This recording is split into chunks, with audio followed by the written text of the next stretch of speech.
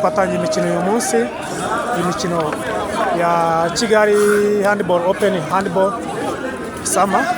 Iyi mikino twatangije ari abakinnyi twagize igitekerezo cyo gutangiza ino mikino kugira ngo idufashe kuba turi mu biruhuko, tugomeze gukora ibiruhuko tumeze neza, tugomeza kugumana forume zacu. Intego irimo kugira ngo tugomeze dushishikariza abantu gukunda no mukino wacu wa handball no kugira ngo ugere ku rwego rushimishije. So twateguye rino rushanwa kugira ngo abantu bongere bahure mu gihe kinini cyagisize turangije shampiyona, kugira ngo twongere duhuze abakinnyi, twongere duhuze abatoza, twongere duhuze ibikorwa bya handball, cyane yuko dufite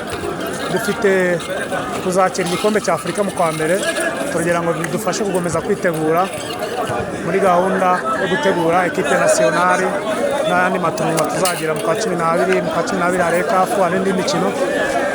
So abakinnyi, abatoza bamwe na bamwe twagize kino gitekerezo kugira ngo tugomeze dukipinge environnement ya handball. Murakoze, twabonye abantu benshi bitabiriye, n'ejo bazaze hazaba hari imikino, cyane ko bitanagoye, imikino iri kuba nyuma ya saa sita kandi turi mu bihe byakonje, abantu bajye baza bitabire barebe ino mikino, abari myiza kandi ishimishije. Murakoze cyane. Nitwa Nshimiyimana Alexis, nkabambaye MVP kuri ino match yahuje Team Peter na Team Jean Paul. Nshimira abakinnyi bagenzi banjye babifashijemo, nshimira ubuyobozi bwabashije kuhaba, nshimira aba officials babashije kuntoranya.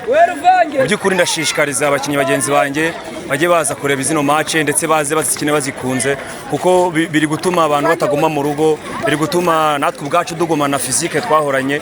Kandi n'ikindi turimo gutegura igikombe cya Coupe du Rwanda, dufite n'igikombe cya Afurika mu kwa mbere cy'ama equipe makuru senior, ndetse n'ama Champions League kuri equipe zagiye zitwara ibikombe bya champion. Muri make rero nibyo navuga, ishimira ubuyobozi bw'igihugu buduhereza kwidagadura, ukaduhera ahantu twidagadurira.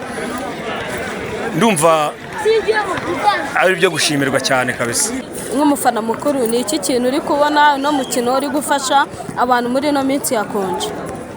Ikintu cya mbere nabonye birimo birafasha abana b'abanyeshuri baje mu kiruhuko, bigafasha ababyeyi kuba bakoreza abana bakaza mu kiruhuko baje kureba ino mikino, kugira ngo nyine batagira ibindi bintu bajyamo biri hano hanze. Mwawe noneho ku mutima wawe uri kumva byagukoze he?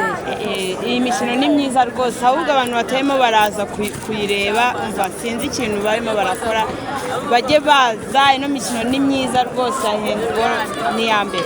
Handball is my choice. Yeah, handball is my choice. Mwanjye rero nk'umufana mukuru, ikintu ino mikino iri kumfasha, ndi kwishima, iri gutuma nyine mbona ko abana banje nshobora kuzabajyana muri handball. Ababyeyi bagomba kuzana abana babo tukazamura impano iyo bari kureba imikino, nabo bagenda babikunda. Handball is my choice.